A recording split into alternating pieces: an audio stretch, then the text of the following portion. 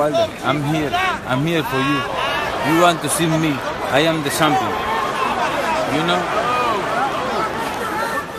Welcome to Hitman Boxing. Make sure you hit that like and subscribe button.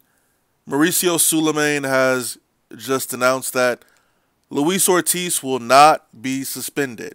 He will not be suspended, guys.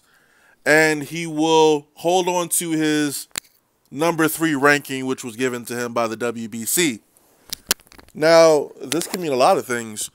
This could potentially mean that we could get the fight with Deontay Wilder.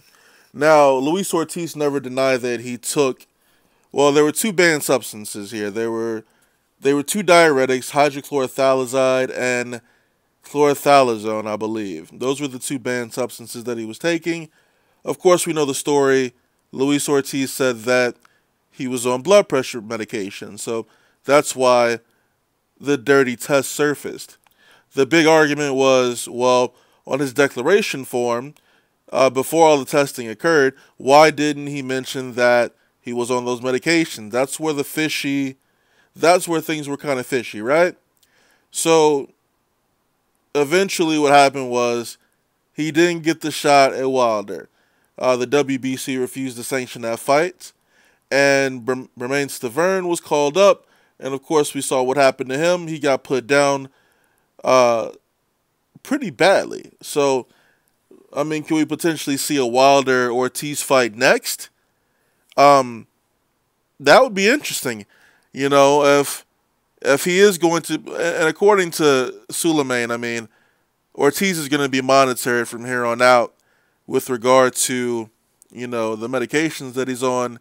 And they're just going to basically see if he's, you know, fit to be fighting. If it's even worth it for him to fight, given his condition, given his health. They will be monitoring that closely, according to Mauricio Sulaiman. So, could be big things on the horizon. I'm not sure if Wilder would be willing to fight Luis Ortiz at this point. You know what I'm saying? Considering the dirty test and the lies. Who knows? But Dillian Whyte is actually ranked number 1 by the WBC. So, I mean, we could potentially get an eliminator. Who knows? But that was the fight that Wilder originally wanted, since Ortiz was supposed to be the boogeyman of the division. When it comes to the WBA, he was suspended for a year. And regardless of this outcome, with, you know, when it comes to the WBC, they're going to hold firm on their suspension, their year suspension to Luis Ortiz. He was dropped from the rankings. They basically said that they needed to take a more harsh standpoint on the failed drug test, because back in 2014, Luis Ortiz did test positive for an anabolic steroid. So, I mean, a lot of people are going to say that, you know, Joshua somehow had something to do with this suspension, or that he's ducking Ortiz. I don't know. I really don't know, man. He's been popped off in the past for drugs. You know, then there's this thing with the whole blood pressure medication and how diuretics can hide or be masking agents for, you know, actual anabolic steroids and things of that nature, performance-enhancing drugs. So, who knows, man? I mean, I wouldn't trust Luis Ortiz. I wouldn't want to fight him, man. I mean, there's stuff that you could take that's undetectable. But, of course, Ortiz decided not to take that, you know. But we still don't know what was in the system, if anything at all. So, who knows? We'll see if he gets the Wilder fight next.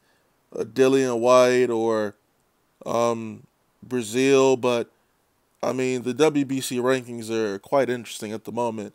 And we'll see if Wilder opts to fight Ortiz next, which could potentially be a threat for his big fight with Anthony Joshua. But I don't know, man.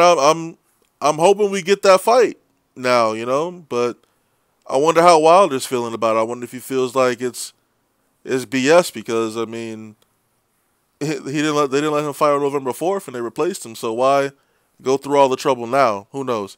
Hitman Boxing, drop a comment, like the video. Let me know what you think about Luis Ortiz not being suspended by the WBC.